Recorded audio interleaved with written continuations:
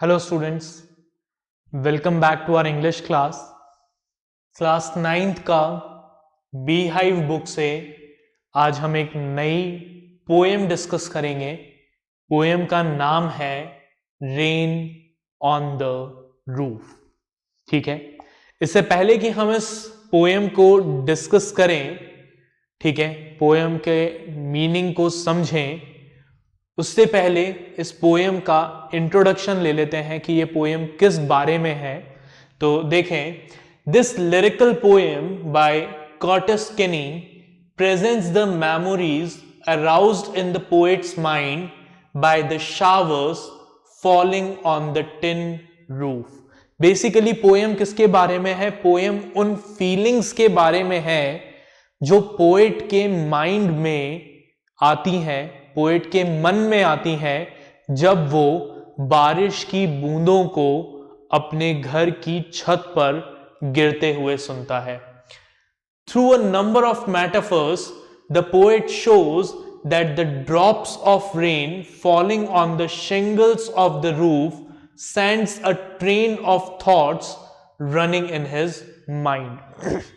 इस पोएम में बहुत सारे मेटाफर्स यूज करके पोएट जो है वो ये शो करता है कि ये जो बारिश की बूंदें घर की छत के ऊपर गिर रही थी, ये बूंदें पोएट के मन में और पोएट के दिमाग में बहुत सारे अलग अलग थॉट्स क्रिएट करती हैं। He is reminded of the way his mother used to bid him and his siblings a good night and put them to sleep। उस बारिश की बूंदों की आवाज सुनकर पोएट को याद आता है कि कैसे उसकी मदर उसे और उसके जो ब्रदर्स और सिस्टर्स थे उन्हें रात को सुलाया करती थी। The poet connects his present with the past through the memories revived by the rain. तो ये जो बारिश की बूंदें हैं, ये बारिश की बूंदें क्या करती है? पोएट के मन में कई सारे थॉट्स, उसके पास्ट से रिलेटेड थॉट्स जो है उनको रिवाइव करती है, उनको वापस से जिंदा करती है। तो पोएम को पढ़ना शुरू करते हैं। अपनी बुक निकाल लीजिए और अपने हाथ में एक पेंसिल रखिए ताकि आप जो मैं लिखवा रहा हूं उसको नोट करते जाएं। Let's begin. When the sky is covered with dark clouds and it starts raining, have you ever listened to the patter of soft rain on the roof? जब आसमान में काले बादल छा जाते हैं और बारिश होने लगती है, तो क्या आपने कभी इन बारिश की बूंदों को सुना है? बहुत से लोगों को बारिश की बूंदों की वो आवाज जो है वो एक शोर लगती है, लेकिन अगर आप उन बारिश की बूंदों की आवाज को ध्यान से सुनेंगे तो आपको वो एक म्यूजिक के जैसा लगेगा। ठीक है। What thoughts flash through your minds as you heard this melody of nature? जब आप कभी बारिश की बूंदों को इस तरीके से गिरते हुए देखते हैं, ठीक है, कभी ट्राई करके देखिएगा, जब बारिश के मौसम में बारिश हो रही हो तो बालकनी में अपनी कुर्सी लगाकर वहां बैठिएगा, हाथ में एक चाय का कप या एक कॉफी का कप पकड़िएगा और उन बारिश की बूंदों को गिरते हुए सुनिएगा, महसूस करिएगा। ठीक है, एक अलग ही फीलिंग होती है वो, जिसको शायद शब्दों में बयां करना पॉसिबल नहीं है। ठीक है, बट फिर भी हमारे जो पोएट हैं उन्होंने ये इम्पॉसिबल सी चीज करने की कोशिश की है इस पोएम के थ्रू। तो let's see, what thought flash through your mind as you heard this melody of nature. जब आप वो बारिश की आवाजें सुनते हैं तो आपके दिमाग में क्या थॉट्स आते हैं, सोचिएगा कभी। Read the poem to find out what the poet dreamed of while listening to the rain. तो इस पोएम में हम ये जानेंगे कि जो हमारे पोएट हैं, जब वो बारिश की आवाज को सुनते हैं तो उनके मन में क्या थॉट्स आते हैं, क्या फीलिंग्स आती हैं। Let's begin. When the humid shadows hover, humid shadows का मतलब यहां पर क्या है? ह्यूमिड शैडोज का मतलब है डार्क क्लाउड्स, ठीक है। ह्यूमिड मतलब which is full of humidity, ठीक है। क्लाउड्स जो हैं वो क्या होते हैं, they are full of humidity, right. तो यहां पर ह्यूमिड शैडो का मतलब क्या है, ह्यूमिड शैडो का मतलब है dark clouds. So when the humid shadows hover means float over the starry spheres. Now what is the meaning of starry spheres? ये आप नोट करते जाएं मेरे साथ साथ, फटाफट से लिखिए। ह्यूमिड शैडोज का मतलब नोट करिए। Humid shadow means dark clouds, hover means float. मैं लिख देता हूं आपके रेफरेंस के लिए यहां पर।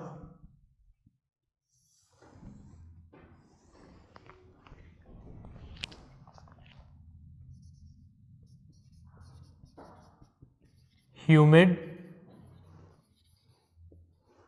शैडोज मतलब dark clouds,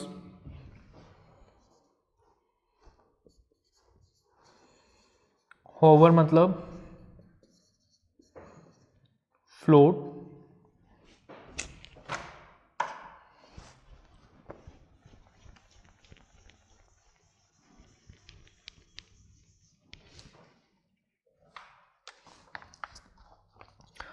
starry spheres means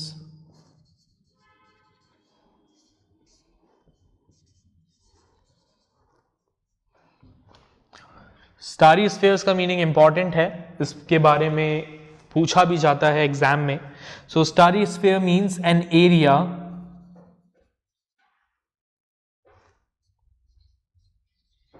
in the sky where stars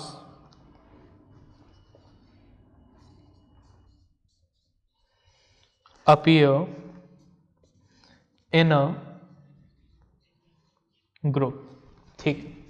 starry spheres का मतलब क्या है, स्टारी स्फीयर्स का मतलब है वो एरिया जहां पर आसमान में एक साथ बहुत सारे ग्रुप में स्टार्स पाए जाते हैं, ठीक है। हॉवर का मतलब मैं बोर्ड पर नहीं लिख रहा हूं बिकॉज हमारे पास यहां पर स्पेस नहीं है, आप खुद लिख लीजिए अपनी बुक में। हॉवर का मतलब होता है float. So when the humid shadows hover over all the starry spheres, ठीक है। मतलब क्या कह रहा है पोएट कह रहा है कि जब डार्क क्लाउड, ठीक है, स्काई को कवर कर लेते हैं और आसमान पर, तारों से भरे हुए आसमान पर छा जाते हैं, उसके ऊपर फ्लोट करने लगते हैं, and the melancholy darkness gently weeps in rainy tears. Melancholy darkness, melancholy का मतलब क्या होता है, मेलनकॉली मीन्स, आप नोट करके रखें इसे, melancholy means a feeling of sadness, ठीक है। और जब ये सैड डार्कनेस जो है, it gently weeps in rainy tears, वो आंसू बहाती है। मतलब जब डार्कनेस आंसू बहाती है यानी कि आसमान से बारिश की बूंदें गिरती है। What a bliss to press the pillow of a cottage chamber bed, ठीक है।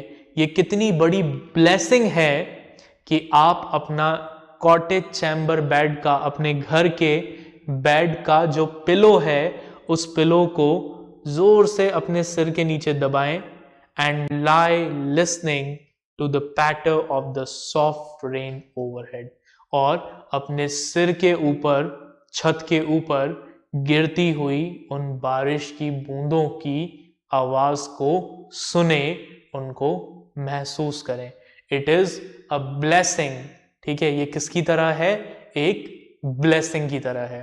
तो क्या कह रहा है फर्स्ट पैराग्राफ में पोएट कह रहा है कि जब डार्क क्लाउड्स पूरे स्टार से भरे हुए स्काई को कवर कर लेते हैं और जो सैड डार्कनेस है वो क्या करती है, रेनी टीयर्स शेड करती है। मतलब बारिश की बूंदें जो है वो आसमान से गिरने लगती है।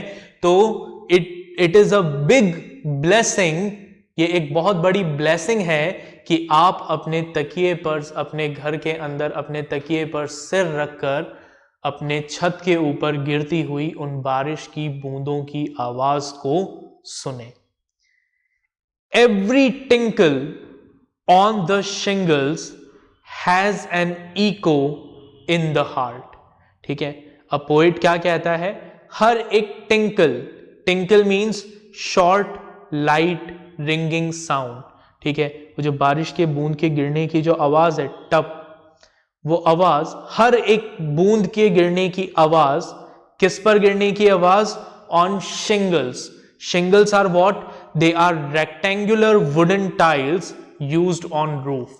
छत को बनाने के लिए जो रेक्टेंगुलर वुडन टाइल्स को यूज किया जाता है उन्हें क्या कहा जाता है, शिंगल्स कहा जाता है। तो उन शिंगल्स पर जो बारिश की बूंदों की गिरने से आवाज आती है, हर एक बूंद की आवाज कहां गूंजती है, पोएट के दिल में गूंजती है। It has an echo in the heart and 1,000 dreamy fancies into busy being start. और पोएट जब उन आवाजों को सुनता है तो पोएट का जो माइंड है वो माइंड क्या करता है, हजारों तरह के सपने जो है उन सपनों में खो जाता है। ठीक है, and 1,000 recollection weave their air threads into woof। और हजारों यादों का जो रिकलेक्शन है, 1000 ऑफ मेमोरीज का जो रिकलेक्शन है, वो पोएट के चारों तरफ क्या बना लेता है, अपना एक जाल बना लेता है। ठीक है, अपना एक जाल बुन लेता है। As I listen to the patter of the rain upon the roof. ये सब कब होता है, जब पोएट अपने घर की रूफ पर बारिश की बूंदों को गिरते हुए सुनता है। अच्छा, इसका मतलब क्या है, weave their air threads into woof. इसका वूफ का मतलब है यहाँ पर वेफ्ट। वेफ्ट मतलब जो चरखा होता है उससे जो धागा बनाया जाता है, दैट इज वेफ्ट। ठीक है, तो जहां पर वो धागा लपेटा जाता है उसको वेफ्ट कहते हैं। तो जिस तरीके से उस वेफ्ट के चारों तरफ बहुत सारा धागा इकट्ठा हो जाता है, उसी तरीके से जब पोएट अपने घर की छत पर बारिश की बूंदों को गिरते हुए सुनता है तो उसके चारों तरफ हजारों मेमोरीज जो है वो इकट्ठा हो जाती हैं और उसका जो माइंड है वो हजारों तरह की फैंसीज में, ड्रीम्स में बिजी हो जाता है।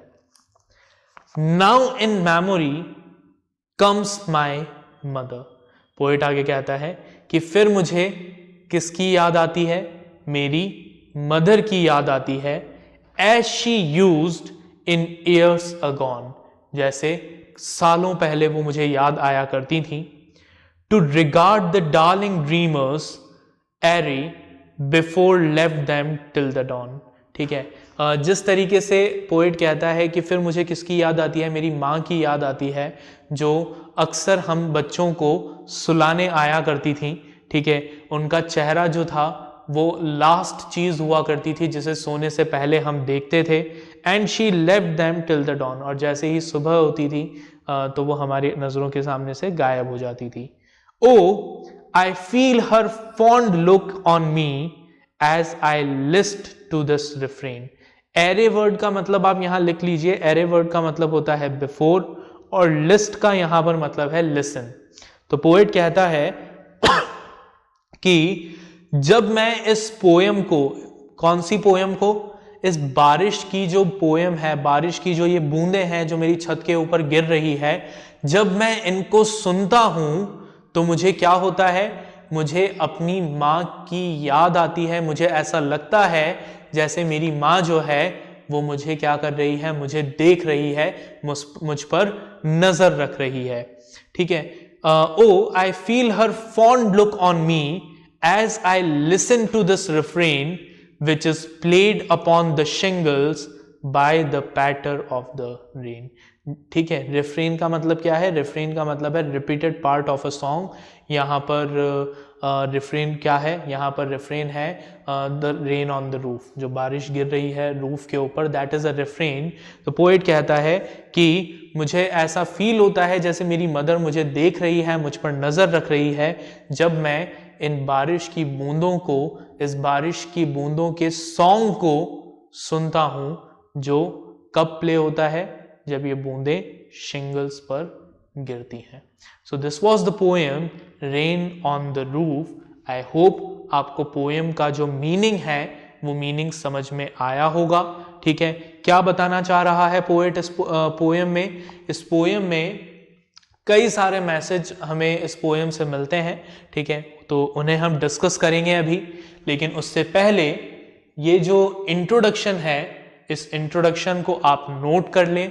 ठीक है, मैं बोर्ड के सामने से हट रहा हूं और उसके बाद हम इस पोएम के मीनिंग को एक बार दोबारा से देखेंगे और इस पोएम में जो लिटरेरी डिवाइसेस यूज हुए हैं उन लिटरेरी डिवाइसेस के बारे में डिस्कशन करेंगे। आप इसे नोट करिए।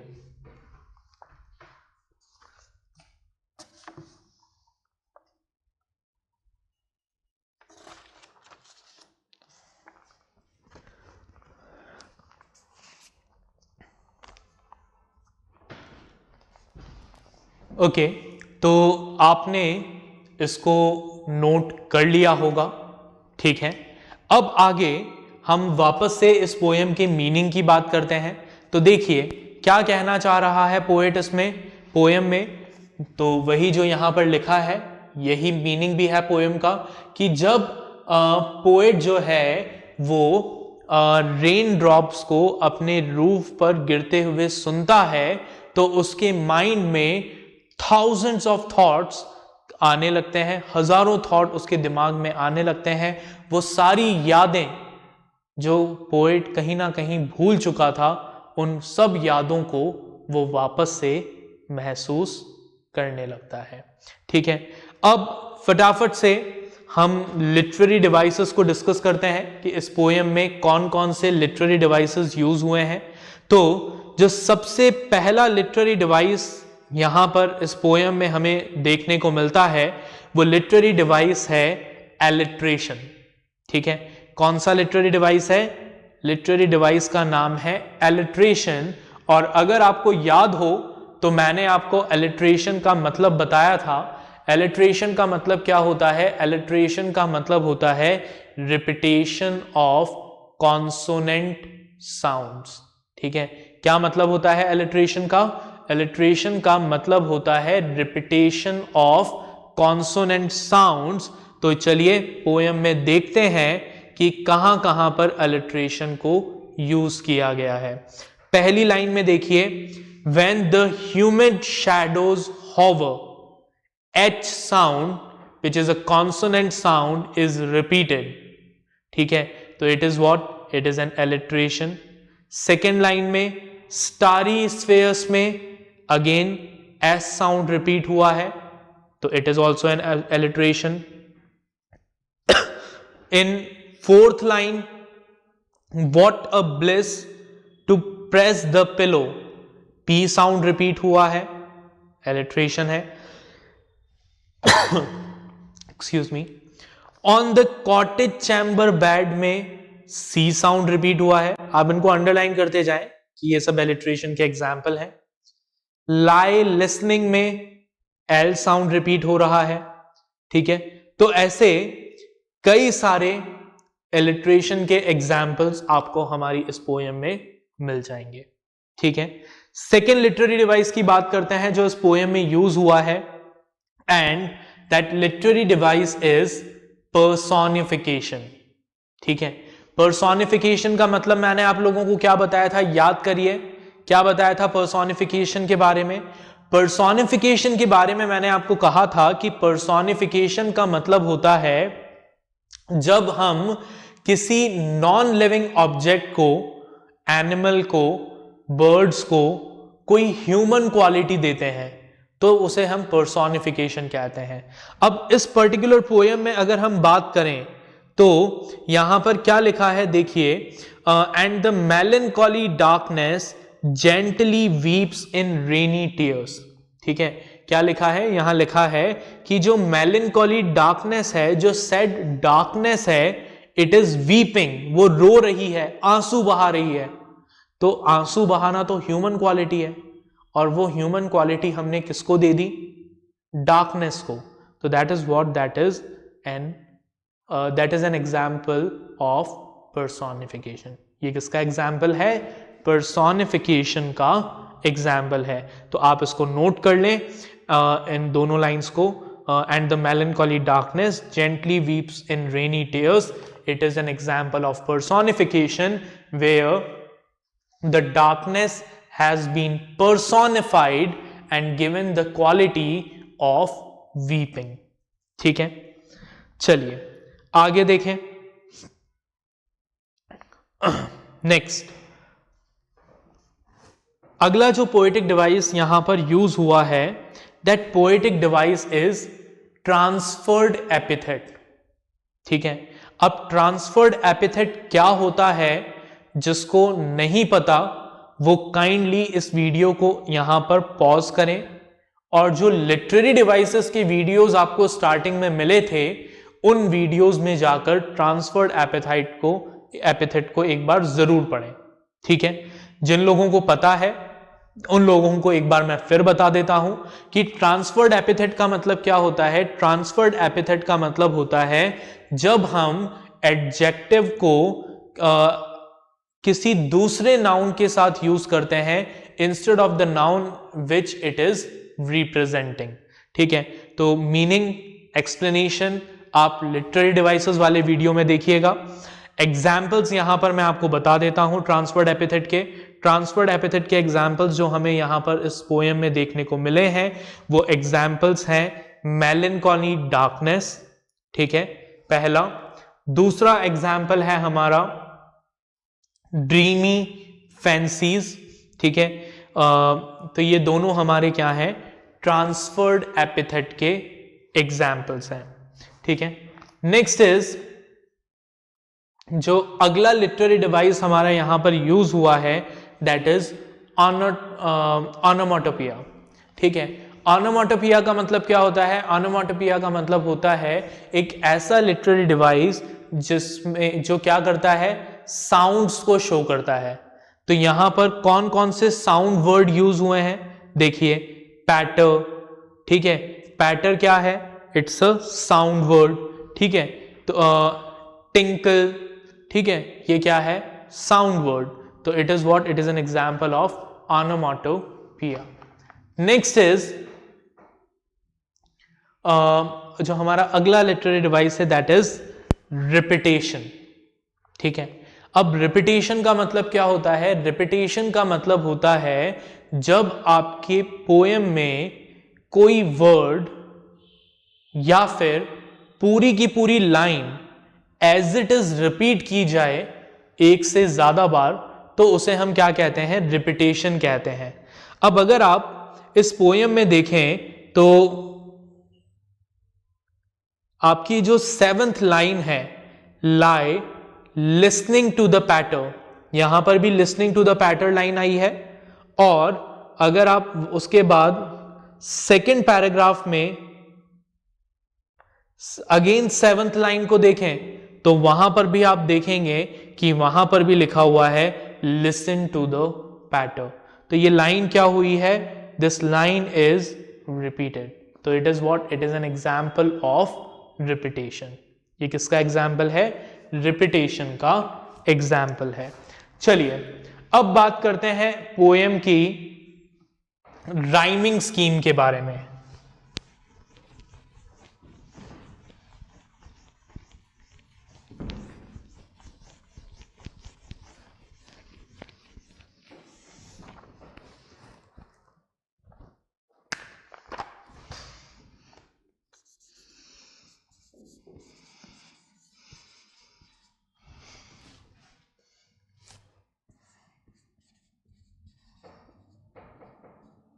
ठीक है, तो पोएम की जो राइमिंग स्कीम है, वो राइमिंग स्कीम है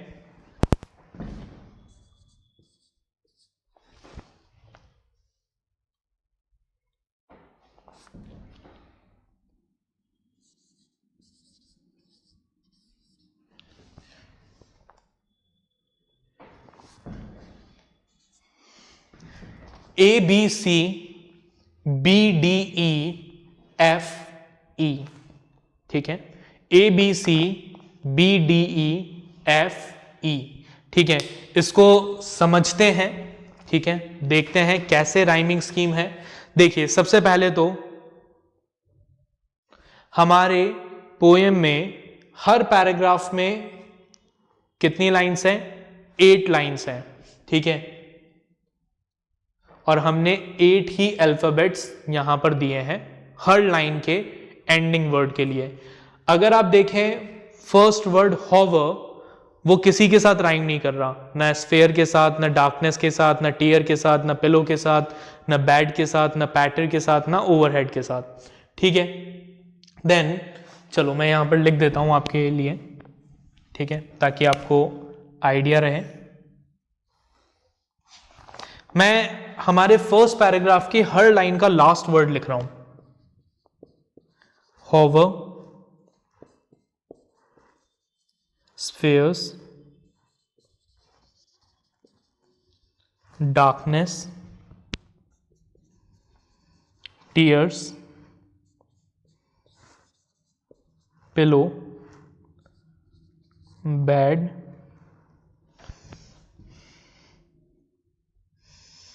यहां पर थोड़ी सी स्पेस का प्रॉब्लम है, फिर भी देखते हैं, पैटर एंड ओवरहेड, ठीक है। ये हमारे लास्ट वर्ड्स हैं।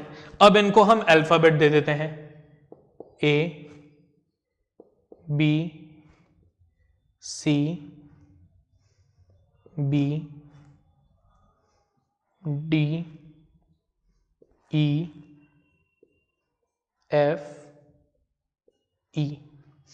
अब देखिए यहां क्या हो रहा है, हॉवर वर्ड किसी के साथ राइम नहीं कर रहा, स्फेयर वर्ड जो है वो किसके साथ राइम कर रहा है? स्फेयर्स टेयर्स के साथ राइम कर रहा है, स्फेयर टेयर राइम कर रहा है, ठीक है। उसी तरह से डार्कनेस जो है वो किसी के साथ राइम नहीं कर रहा, तो हमने उसको C अल्फाबेट दिया। पिलो जो है किसी के साथ राइम नहीं कर रहा, तो हमने उसको D अल्फाबेट दिया। बेड जो है, बेड और ओवरहेड राइम कर रहे हैं, तो इनको हमने कॉमन अल्फाबेट दे दिया E। पैटर किसी के साथ राइम नहीं कर रहा, तो उसको हमने F दे दिया। तो अगर आपसे पूछा जाए कि पोएम की राइमिंग स्कीम क्या है, so the rhyming scheme of poem is ABCBDEFE। ये हर पैराग्राफ में सेम तरीके से अप्लाई हो रही है। So this was our poem rain on the roof. I hope आपको ये पोएम समझ में आ गई होगी। इस पोएम के क्वेश्चन आंसर्स प्रैक्टिस करिएगा, इस पोएम को दोबारा पढ़िएगा, ठीक है। अगर कुछ कंफ्यूजन है तो मुझसे जरूर पूछ लीजिएगा, ठीक है। फिर हम मिलेंगे अगले लेक्चर में अगली पोएम के साथ। Till then take care, bye everyone.